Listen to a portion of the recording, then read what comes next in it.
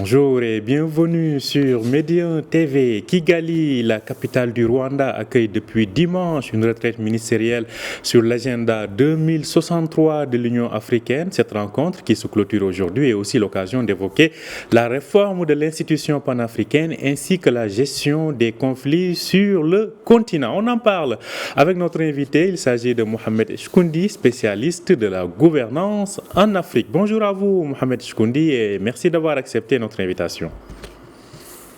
Bonjour M. Baldi, merci de m'avoir invité. Alors, que retenir? Il est vrai que cette retraite se termine aujourd'hui, mais que retenir déjà de ce qui a été dit sur place à Kigali? Il faut dire que cette retraite on peut la considérer comme un tournant parce qu'elle permet au ministre des Affaires étrangères ainsi aux organismes régionaux réunis de revenir sur le bilan de la première décennie de la mise en place de l'agenda 2063, c'est-à-dire de cette vision de développement continental, de cette vision d'une Afrique unie, et donc cette vision s'échelonnée, on va dire, depuis 2014, c'est-à-dire en 3 étapes, en 5 étapes plutôt, c'est-à-dire chaque étape se déroule sur une décennie. Donc la première décennie, c'était 2014-2023, et donc il y avait des objectifs qui ont été arrêtés en fonction des aspirations, des 7 aspirations de l'Union africaine. Et l'objectif étant d'arriver à l'Afrique que nous voulons, c'est-à-dire l'Afrique que nous voulons en fonction des objectifs, des aspirations. C'est une Afrique prospère et dynamique par rapport à sa croissance économique. L'Afrique que nous voulons, c'est une Afrique pacifique où il n'y a pas de conflit, il n'y a pas de décès, il n'y a pas de dégâts. L'Afrique que nous voulons est une Afrique hautement bien intégrée, c'est-à-dire qui renforce les échanges entre pays africains. L'Afrique que nous voulons, c'est-à-dire, je traduis, c'est-à-dire les aspirations de l'Union africaine.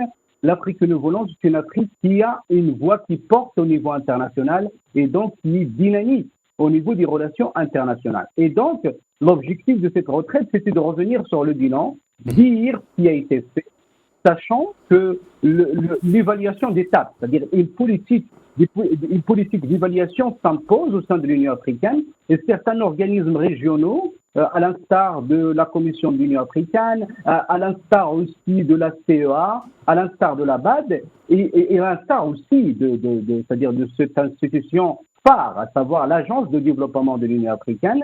Ces agences, ils avaient pour objectif d'évaluer, c'est-à-dire les étapes, c'est-à-dire les objectifs. Est-ce que les pays africains, est-ce que l'instance continentale panafricaine a atteint les objectifs escomptés? Est-ce que nous avons atteint les objectifs à 60%, 70%? Qu'est-ce qui reste à faire et quels sont les obstacles? Mais en tout cas, par rapport à cette retraite, on ne connaît pas les conclusions, mais on connaît aussi la volonté. Parce que nous avons vu le discours du ministre des Affaires étrangères de Rwanda, et pour lui, ainsi que d'autres personnalités africaines, et l'objectif étant aussi d'accélérer la cadence. Parce que malgré les avancées réalisées, la cadence est lente. Et cette lenteur, ils sont revenus largement sur les raisons de cette lenteur, on peut les résumer au nombre de 3. D'abord, au niveau de la ratification, parce qu'on ne peut pas atteindre les objectifs de l'agenda 2063, on ne peut pas concrétiser ce que l'on appelle les projets phares s'il n'y a pas de volonté politique. Parce que derrière la volonté politique, il y a cette tendance à la signature de certains protocoles et à leur ratification. Ça, c'est cardinal pour avancer. Et quand nous parlons aussi de l'accélération, c'est aussi au niveau de financement. Et c'est là où le bas blesse pour les pays de continent. La vision est là, mais faut-il encore l'implémenter? Et pour pouvoir l'implémenter, il faut avoir des ressources. Et après, il y a d'autres obstacles, bien évidemment, liés aux crises qui ont secoué le continent. Et malgré tout ça, notre continent, il faut le dire, au passage, il s'est montré résilient face à ces crises multiples. Alors, je pense que c'est assez intéressant de souligner cela. On va essayer de faire ce bilan d'étape disons, par domaine. Si on prend sur le plan politique, 10 ans après le lancement de cet agenda 2063, assez rapidement, quel constat peut-on faire sur le plan politique? Donc, sur le plan politique, je reviens à l'idée de, on va dire, l'aspiration 2. Nous avons l'aspiration 2 et nous avons l'aspiration 3. Donc, l'aspiration 2, c'est une Afrique, d'abord une Afrique intégrée, une Afrique unie. Donc, on peut dire que pendant les 10 dernières, c'est-à-dire les 5 dernières années, l'Afrique a réalisé des avancées significatives au niveau de l'implémentation, la mise en œuvre de la zone de libre-échange continentale. C'est-à-dire la zone de libre-échange continentale est entrée en vigueur en mars 2021. Donc ça, c'est une avancée significative sur le chemin de renforcement de l'intégration continentale. Si on revient aussi, par rapport à ça, il y a des avancées importantes. Donc maintenant, faut-il que les acteurs économiques, qu'il s'agisse des grandes ou des petites entreprises, en tirent profit, parce que certes, la volonté est là. La majeure partie des pays africains, ils ont signé, ratifié l'accord de libre-échange continental. Ça, c'est une bonne chose. Elle est entrée en vigueur, mais il y a aussi des obstacles. Donc, de grosso modo, au niveau politique, ce que l'on peut retenir, c'est qu'il y a eu une volonté importante émanant de la plupart des pays africains pour aller de l'avant en matière de mise en place de la zone de libre-échange continentale. Donc, on a eu l'impression qu'il y a eu une accélération de la cadence pour une Afrique unie, ne serait-ce que d'un point de vue économique, pour renforcer aussi les échanges intracommunautaires. Mais il n'y a pas que les échanges intra-africains, il y a aussi les échanges commerciaux, de marchandises, de biens et services, et il y a aussi des échanges de tout ce qui est investissement. Parce que derrière la zone de libre-échange continentale, il y a cette idée aussi de faire émerger des chaînes de valeur. Et ça, c'est important, comme on le dit souvent, parce que il y a des chaînes de valeur asiatiques, européennes, américaines, mais on n'a pas, hélas, de chaînes de valeur africaines. Donc, il est temps aussi de penser à faire émerger des chaînes de valeur africaines dans le domaine de l'agriculture, dans le domaine des énergies renouvelables et dans bien d'autres domaines, dans le domaine aussi de l'économie. Je pense que c'est très intéressant comme bilan d'étape. Je pense là même vous avez non seulement touché l'aspect politique mais aussi économique, parce que justement il y a cette zone de libre-échange continentale, mais aussi la concrétisation de pas mal de stratégies au plan continental. Je pense notamment comment on appelle ça, sur le plan aérien, le fameux MUTA, le marché africain sur le transport aérien, et dans d'autres domaines. Je pense au passeport africain notamment. Donc disons que plusieurs initiatives ont été lancées durant ces 10 dernières années, mais qu'en est-il de la concrétisation sur le terrain? Donc, si je reviens sur la zone de libre-échange continentale, des obstacles demeurent. Ces obstacles, c'est au niveau de tout ce qui est règles d'origine. Et donc là, en la matière, il y a encore beaucoup d'obstacles à franchir pour que le libre-échange entre pays africains puisse se faire. Rajoutant à cela aussi des obstacles liés à tout ce qui est, on va dire, barrières douanières. Donc là, il y a des réticences. C'est vrai que les pays ont signé et ratifié, mais il continue à y avoir des réticences. Et on a l'impression que l'information ne circule pas beaucoup entre pays africains. Et ça, c'est un aspect structurel au niveau de la gouvernance de l'agenda 2063. C'est-à-dire qu'il n'y a pas de connexion entre les échelons. C'est-à-dire l'initiative est continentale, sa réalisation incombe au local, au national plutôt, mais aussi sa concrétisation incombe à l'espace régional, c'est-à-dire aux communautés économiques régionales. Il n'y a pas un continuum, il n'y a pas de connexion, donc peut-être c'est à cause de ça. Après, au niveau de transport aérien, c'est-à-dire certains pays, il y a eu des avancées significatives, mais ce n'est pas tous les pays africains qui ont signé et ratifié. Et donc, c'est-à-dire pour que le marché commun de transport aérien africain puisse voir le jour, il faut que tous les pays, peut-être la majeure partie des pays africains, signe et ratifié. Donc peut-être là où le bas blesse au niveau de la concrétisation, c'est au niveau aussi de la signature, la ratification, et c'est au niveau aussi de financement, parce que ce sont des projets phares, comme c'est stipulé dans l'agenda de 1963, c'est des projets phares, des infrastructures nécessaires pour les mettre en valeur. Donc il faut des réseaux d'infrastructures, c'est-à-dire collectifs, des réseaux collectifs d'infrastructures, et tout ça c'est coûteux en termes d'argent. Donc d'où l'importance de mobiliser des financements. Surtout quand on sait que le budget de l'Union africaine, il ne dépasse guère les 620 millions d'euros.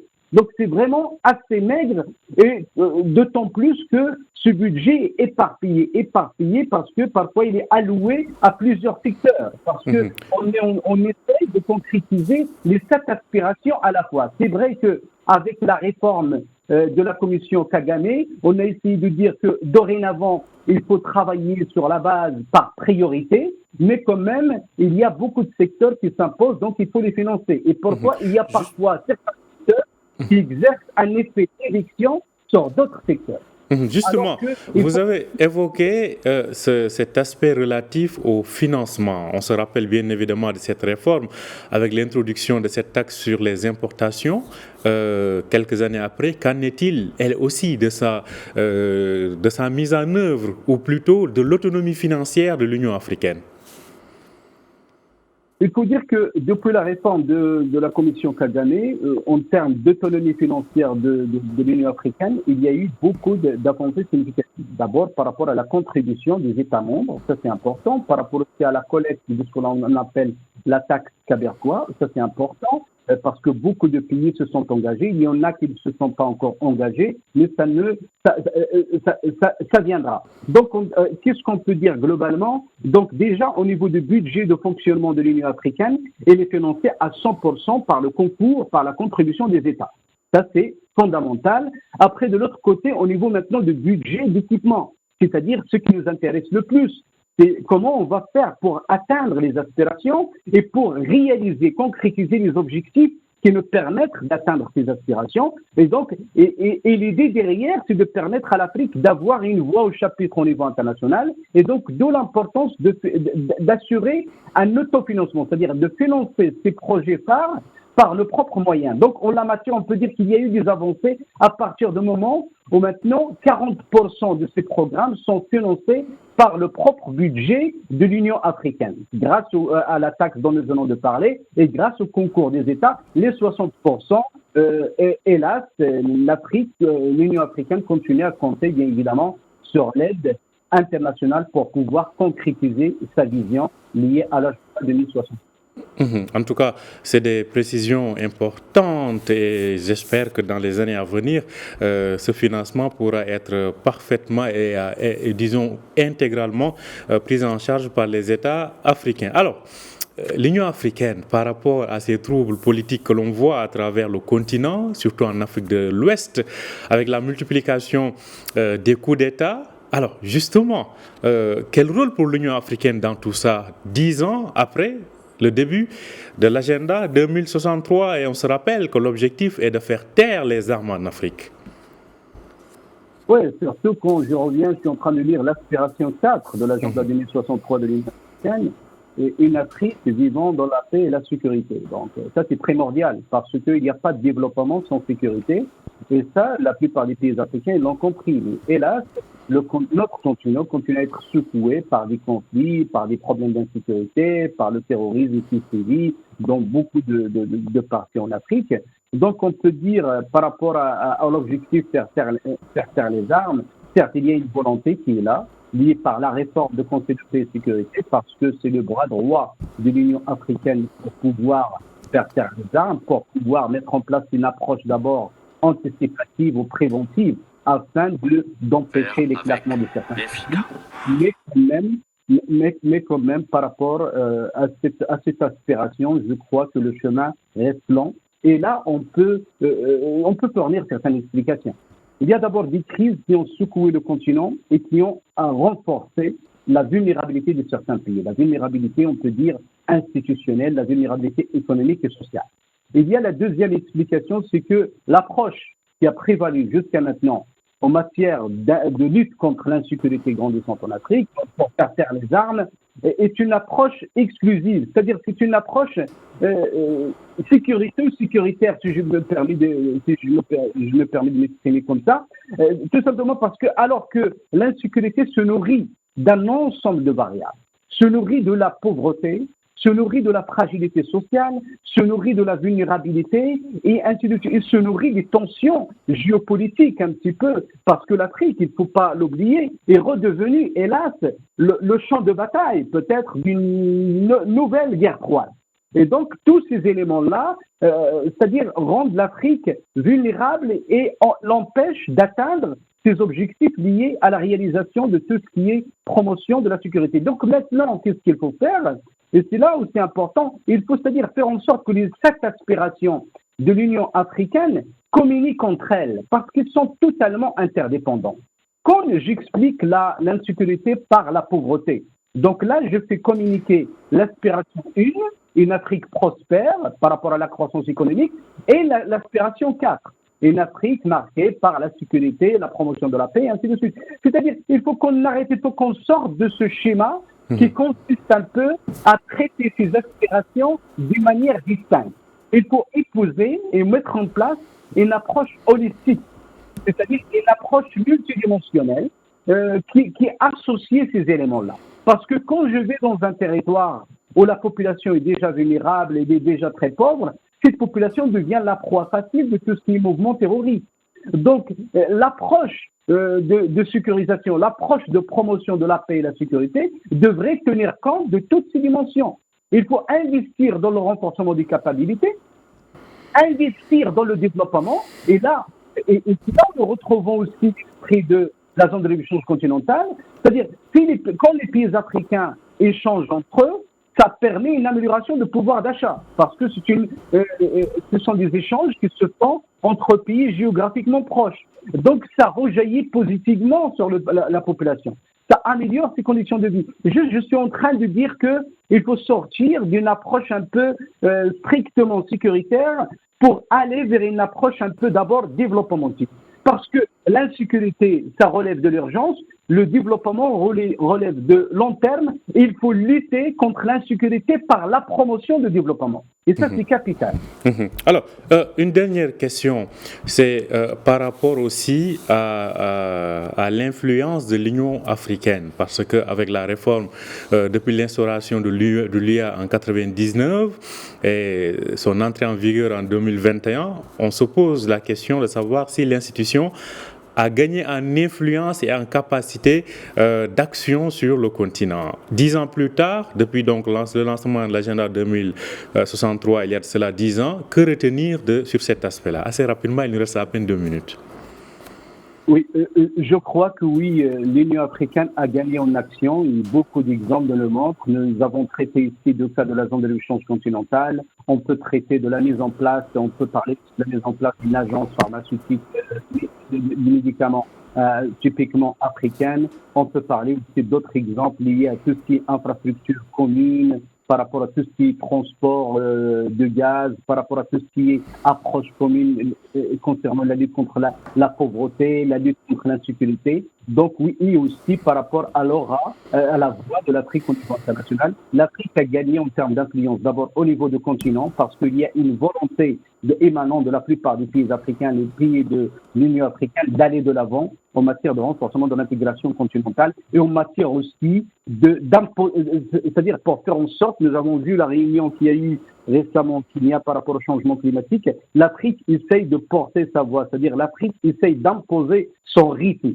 son agenda par rapport aux discussions sur le changement climatique. Ce n'était pas le cas auparavant. Donc c'est une Afrique qui bouge, bien évidemment, c'est une Afrique qui devient de plus visible sur la scène continentale par rapport à sa mobilisation pour résoudre les problèmes du continent, et c'est une Afrique aussi qui devient visible au niveau international. On l'a vu, je viens de parler du changement climatique, on peut parler de la place de l'Afrique au niveau des énergies, tout ce qui est transition énergétique, tout ce qui est énergie renouvelable, tout ce qui est discussion sur le changement climatique, sans oublier la place de l'Afrique au niveau de la gouvernance mondiale. L'Afrique se positionne au niveau des instances internationales. Il vient d'être membre maintenant au G20, c'est important. parce que le G20 c'est une instance mondiale pour discuter des problèmes mondiaux. C'est important que l'Afrique y soit présente pour porter ses préoccupations et essayer de faire en sorte. Et on voit que l'Afrique devient présente aussi par rapport aux discussions sur le financement du développement. Parce que le financement pratique, Je pense que l'idée est bien claire. On a vu que donc l'Union africaine a gagné en influence, comme vous le dites, notamment son admission au sein du G20. Et il faut dire que pendant ces 10 dernières années aussi, on retiendra le retour du Maroc à l'Union africaine. Ça a été un événement important donc de ces dernières années. Merci à vous, Mohamed Chkoundi. Je rappelle que vous êtes spécialiste de la gouvernance en Afrique. Merci d'avoir accepté notre invitation. Merci. Merci à vous aussi de nous avoir suivis. Je rappelle que vous pouvez retrouver cet entretien sur notre site www.mediennews.com. Bonne journée, bonne suite de programme sur Médien TV.